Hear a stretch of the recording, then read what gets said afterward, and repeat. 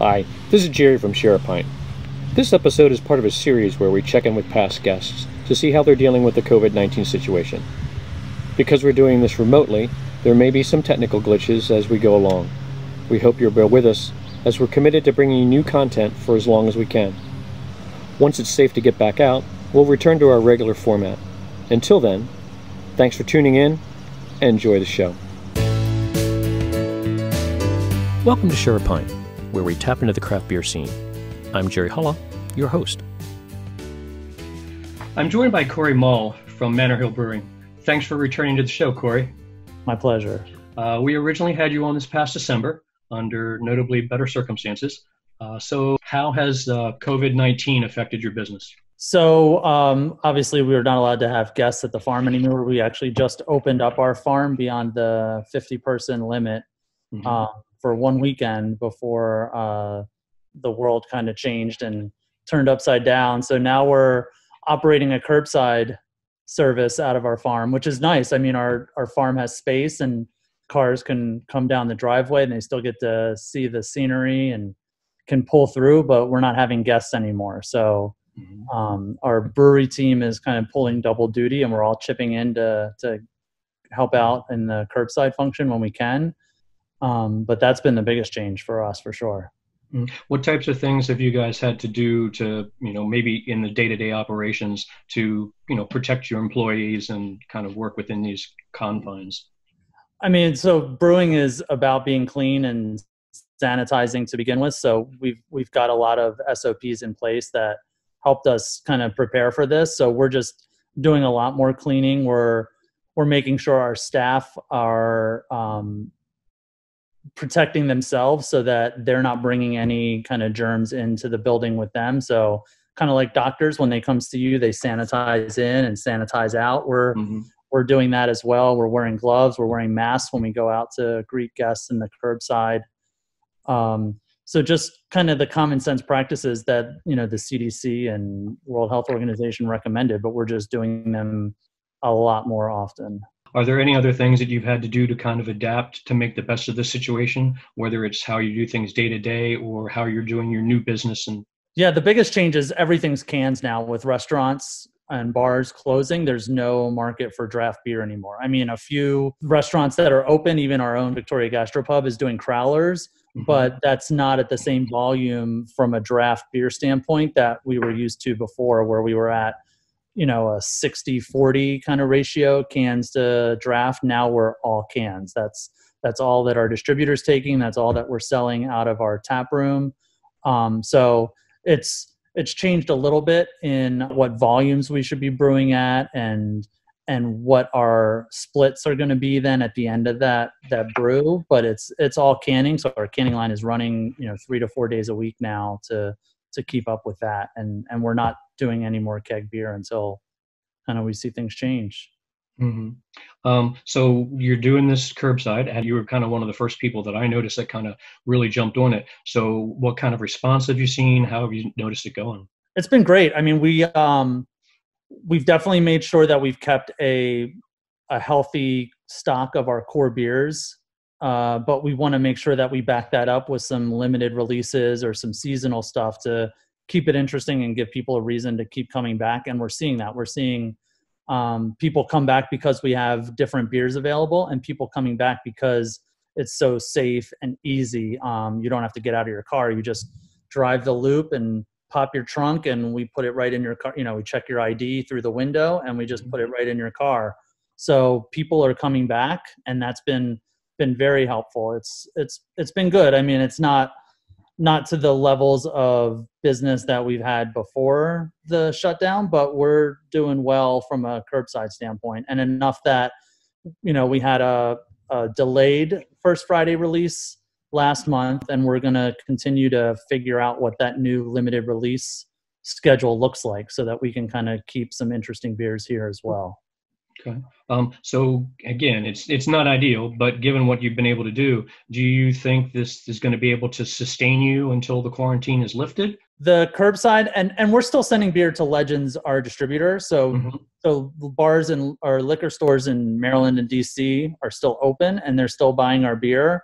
So we're still sending beer out to our distributor weekly.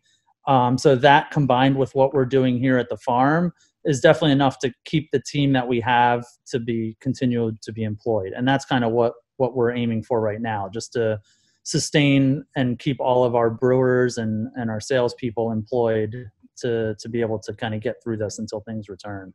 Mm-hmm. Mm-hmm. Well, that's good. Do you guys get any type of regular communication, whether it's from local or county government or anything like that, as far as updating you on things that may change policy-wise or what might be coming down the pipe? Or Yeah, I mean, the Brewers Association of Maryland's been pretty front and center, helping all the brewers staying up to speed with any new grants or any new loans that are coming through both the federal and state government. So they've helped us stay in touch with that. As small business owners for the last 15 years through our restaurants, we're already plugged into some of that as well. So some of it's been do it yourself, and some of it's been relying on both the local Brewers Association as well as the National Brewers Association, who interprets those rules for our specific industry then. Okay. Well, let people know how they can help, what types of things they can do to help you guys out. Yeah, I mean, it's just buy our beer when you see it at a liquor store, and definitely come out to the farm. We're totally contactless. So you go to manorhillbrewing.com/curbside. Mm-hmm. You can shop and pay for your order through a secure website there, and then come by the farm and we'll come out with our masks and our gloves and we'll say hi and check your ID and then put the beer in your car and you'll be on your way. We've also been doing sparkling water for about a year now, but it's just been a slow kind of build.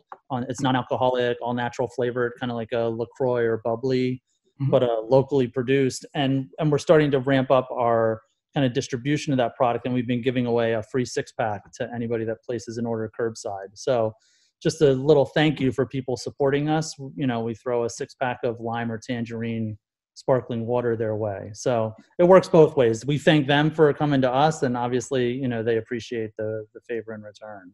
Right. No. And through this online ordering, I'm guessing that they could do merchandise or gift cards or things like that to also help Exactly. you out? Yeah. Glassware, merchandise, hats, sweatshirts, all kinds of stuff. Yeah. We never had much of an online store before, and definitely didn't have, the ability to sell beer this way, but it's developed kind of a competency for us that we're going to figure out a way to do it beyond just this temporary time. Mm-hmm. It's been a good kind of skill for us to pick up and figure out how to use it long term. Right. And tipping, you can go ahead and do gratuity and everything like that to kind of help people so through out. The website, gratuities are on there, and that's actually been a really big way to help keep our brewers and kind of supplement what we're paying them so that they can kind of keep working and keep helping out. So yeah, everybody's been very generous with tipping, and that's seamlessly through the checkout process of our website. Okay, that's great. So May 1st, got a release. Talk about that. Yeah, so as you and I talked about the last time you were here, we do a first Friday release every month, and so we had a delayed release. It was actually second Friday in April when we did Vanilla Beak, but it was well received. The beer moved pretty quickly. I think we only have a handful of 4-packs left now, so it's sort of indicated to us that there is an appetite in a market for still doing limited releases.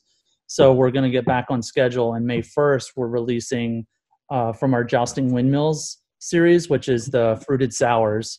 We're doing one called Fruity Peppers. So it's got tangerine, blood orange, and Trinidad scorpion peppers. Ooh. So you get this tart, citrusy kind of up front, and then a little bit of heat on the back end. It's one of those beers where like, oh, I need to drink something. And then you kind of just get this like cycle of like refreshing tart citrus, and then the heat kind of hits it again. So we're excited to put that one out.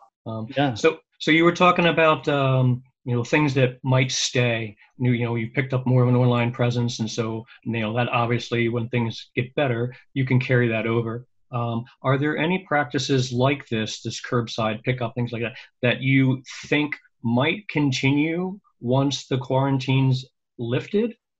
I mean, the biggest one is curbside, and I don't know exactly what that looks like post quarantine, but the fact that we have this capability now stood up and ready to go.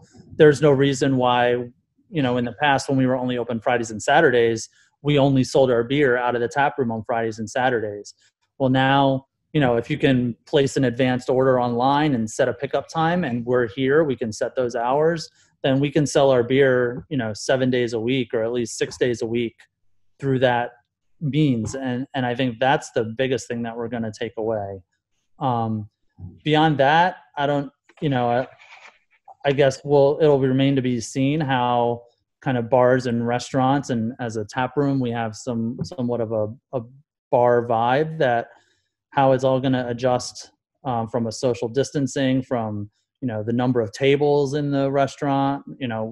It's way too early to know what's going to stay from that standpoint, but we have a lot of room on the farm, so that certainly works in our favor. Yeah, no, that's like you're saying, you do spread out still, that you can ease your way back into it. But that's what I'm most curious, and that's what I'm kind of talking with people as we revisit with our guests, is just, how much of these law changes do we think could continue to just stay in place, post-quarantine, because, well, they worked, and, you guys are going to need to get a little bit of an extra boost once this starts, because they could lift it, they lift it a month from now. When are people going to feel comfortable to kind of come back out and be in a public setting, and knowing that, small businesses like yourself, you're going to still have to kind of recoup, a lot of what you lost. Because like you said, you get a lot of what's coming out of the tap room, as opposed to, liquor stores and things like that.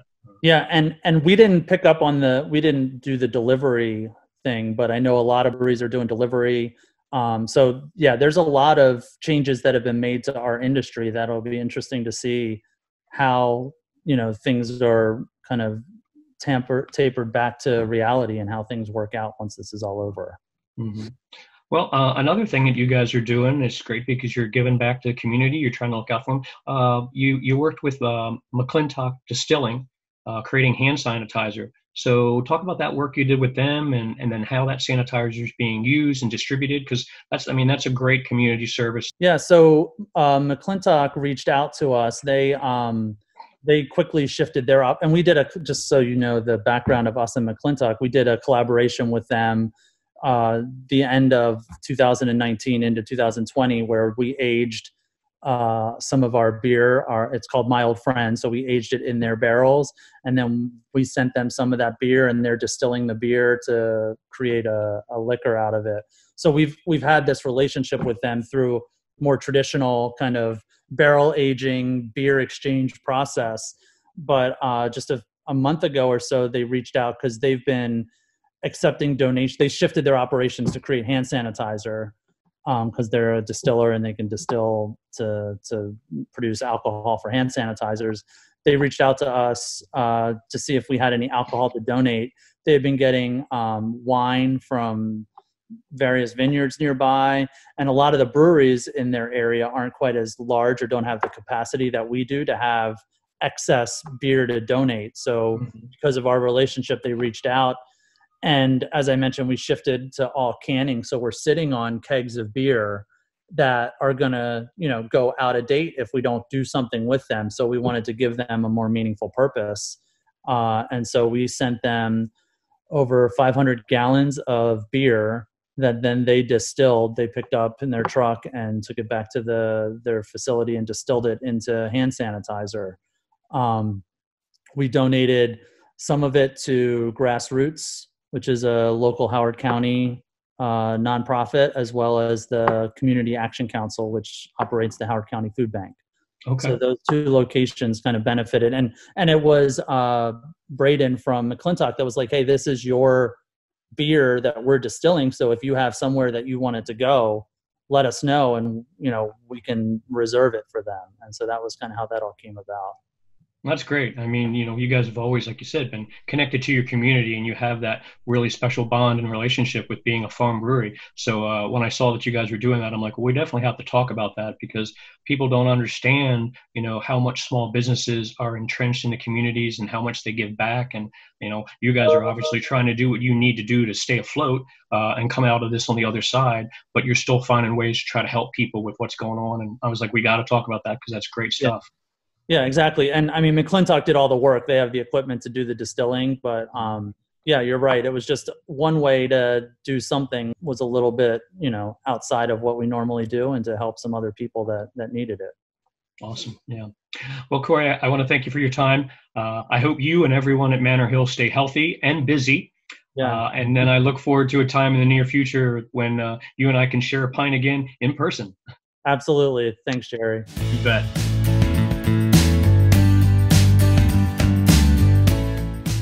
I'm joined now by Keith Kohr from Waredaca Brewing. Thanks for returning to the show, Keith. Cheers. We originally had you on this past January under notably better circumstances. So let's talk about what you're dealing with. How has COVID-19 affected your business? Yeah, so kind of that beginning of March was definitely a whirlwind for sure. We were kind of day to day and almost hour to hour there for a little bit.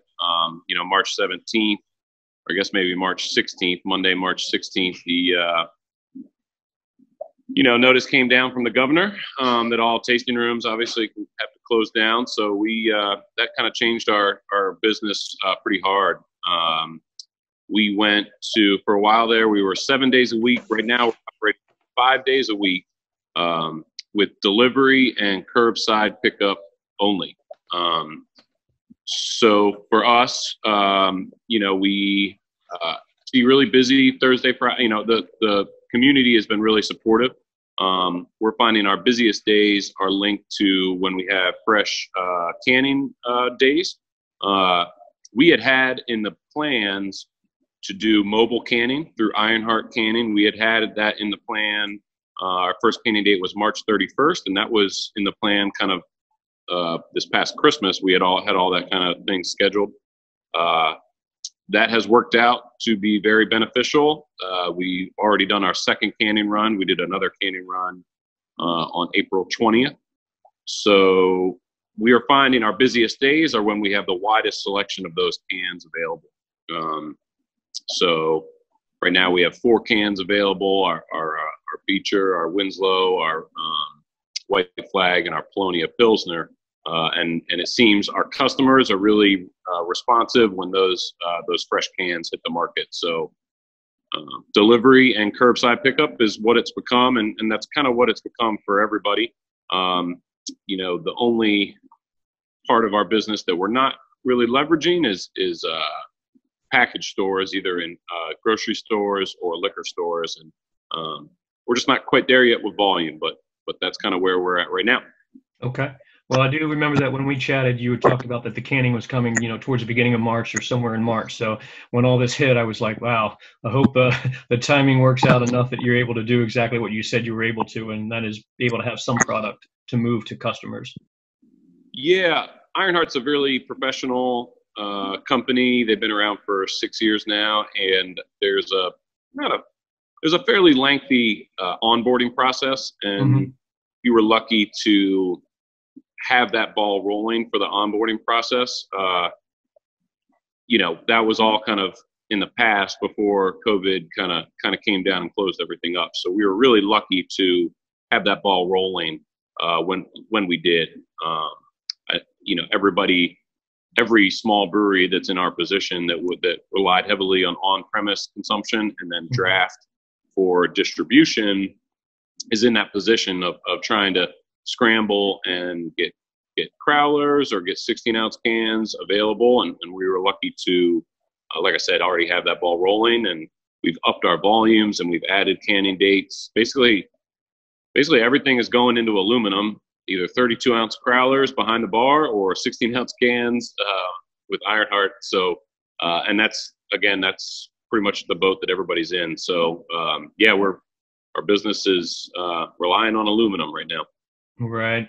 Well, it's recyclable, so we're doing our part for Earth Day, which was just recently. So, so tell me, under the current model, do you think what you guys are doing is going to be enough to sustain you until the quarantine is lifted?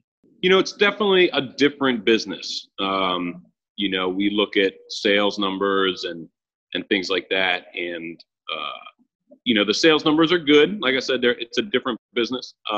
What's a little tough is that you're never going to be able to meet the margin that you make by pouring a 16-ounce beer into a glass. that does a lot of things. There's margin in that. There's also this connection that we have to our customers when they come out and, you know, kind of sit around the farm and drink a glass of beer. You know, that does so much for our brand building and really solidifying kind of who we are.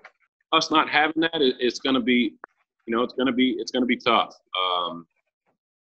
Again, we have been blown away by the support from the community. I think what we're really benefiting from is we have 4 years of kind of brand building, you know, under our belt. And so we do have some very supportive, very loyal, you know, customers, and they have been keeping us rolling, you know. Will it be, you know, it come June, July, August, September, you know, things are going to be tight, you know. You know, we have a big spring and big fall, you know, those are kind of our heavy hitting months. And, you know, we're down to a skeleton crew, and like I said, the community's being supportive as they can, but June, July, August, you know, those would be tough months for everybody if the economy is kind of grinded to a halt as it is.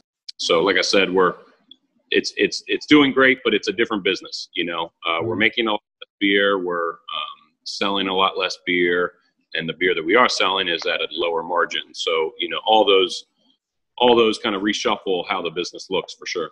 Mm-hmm. Well, talk about what people can do to help. You know, give the details of, you know, what they can do for pickup, Sure. how that process works for you, merchandise, gift cards, anything like that that's going to help you out. Sure. So again, the community's been so supportive. I did close to 20 deliveries today, and a lot of those are repeat customers, and a lot of them are new customers. The biggest thing people can do is go to orderwaredaca.com. That's our kind of central hub for kind of taking and then distributing orders. There they can choose delivery, or they can choose a pickup window on Wednesday to Sunday. You know, a pickup window of 15 minutes, you know, between 3 and 7 o'clock. So they can pick up anywhere from 3:15 to 6:45. They can drive by, take a nice drive out to the farm, and pick up, you know, any, you know, we're doing the 32-ounce crowlers. We have those back in stock.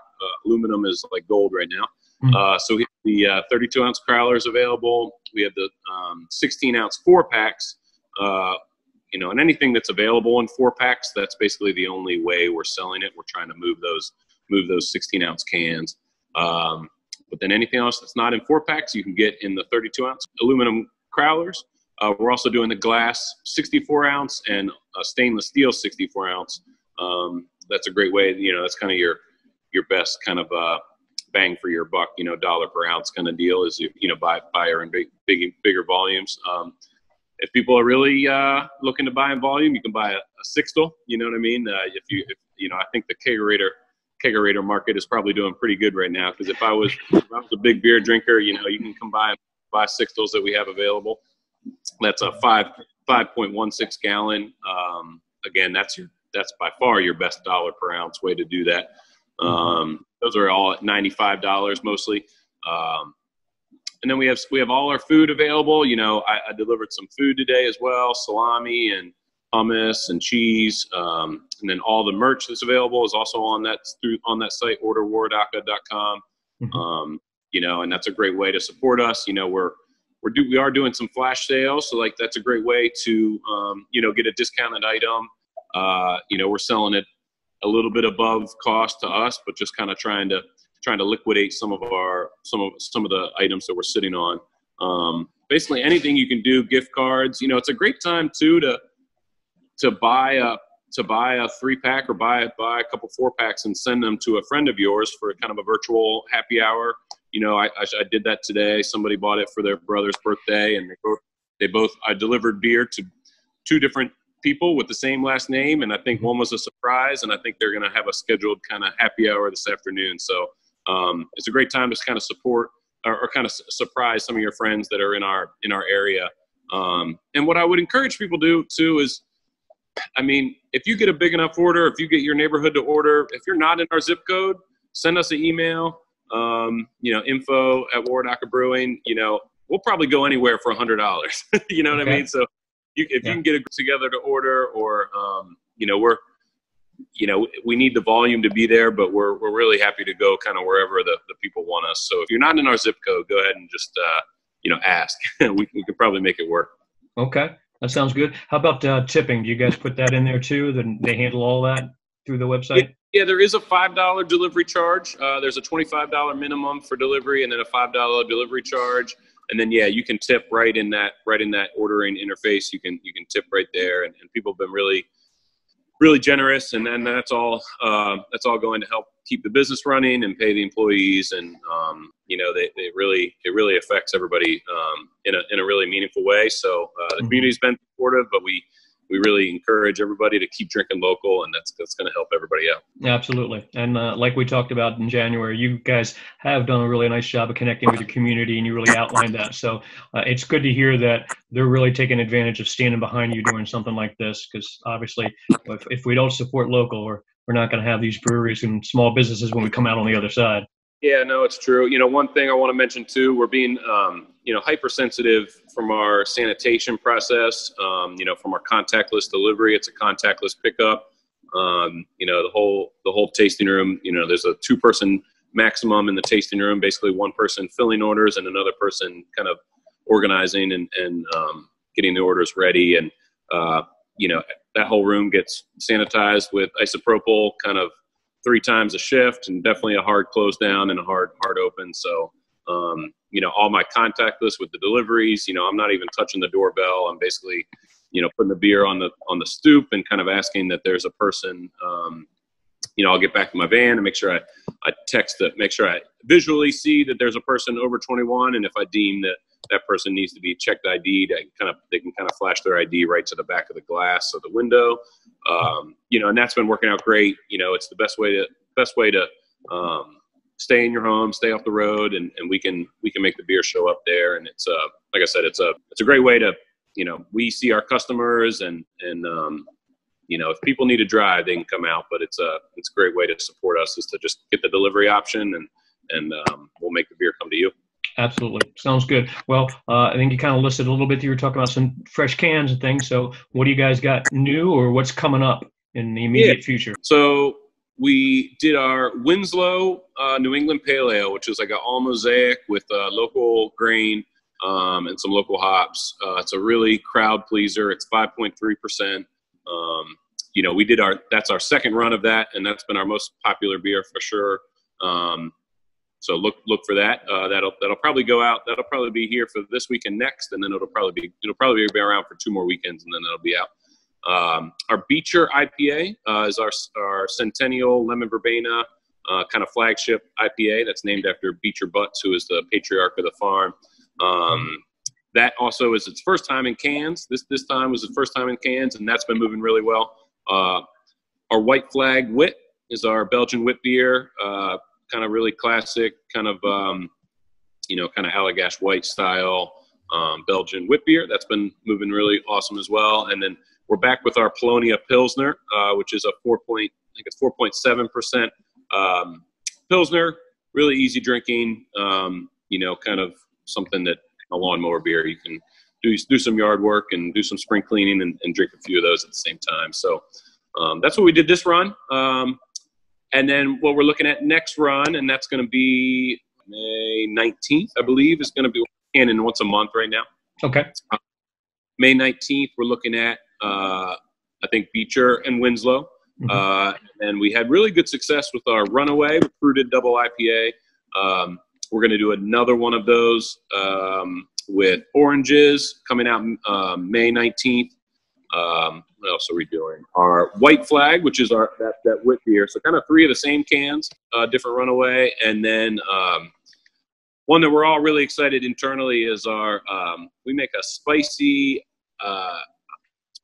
like margarita goza. So it's like a jalapeno lime goza.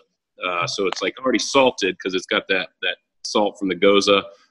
We've some dried jalapenos from the farm. And then some lime puree, and it's a crowd pleaser. If I recall, you like the tart gozas, right? So I would, look for that one. I think we're going to put a little bit of draft out so you can kind of get crowlers, and then we're going to save some of that and can it So you can get. I think we're going to have some of that available for Cinco de Mayo.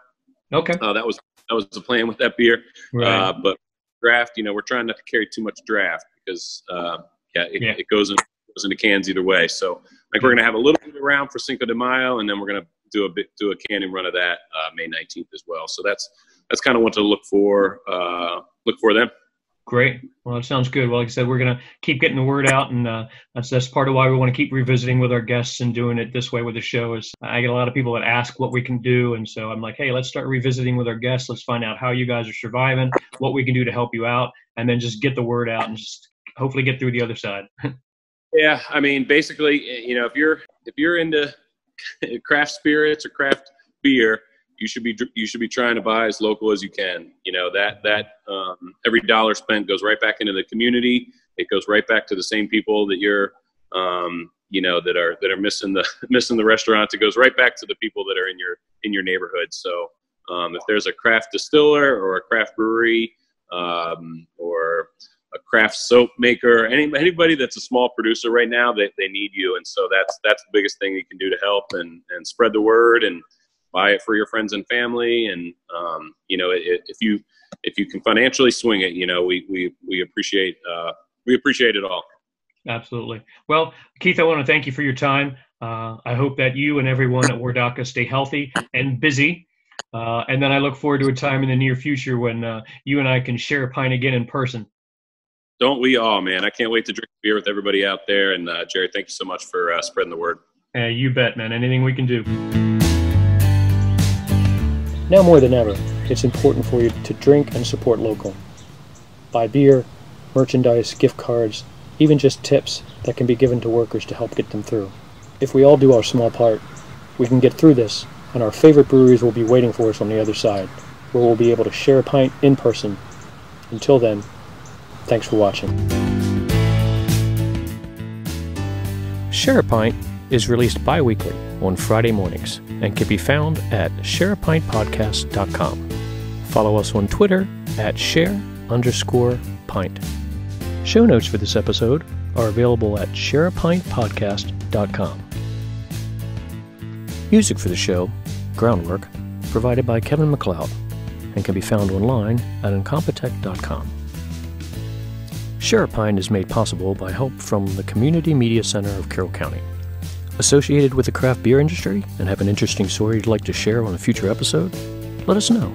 We'd love to hear from you. You can reach us at shareapintpodcast.com or email us at jerry@shareapintpodcast.com. Until the next time we share a pint, I'm Jerry Hulla. Prost.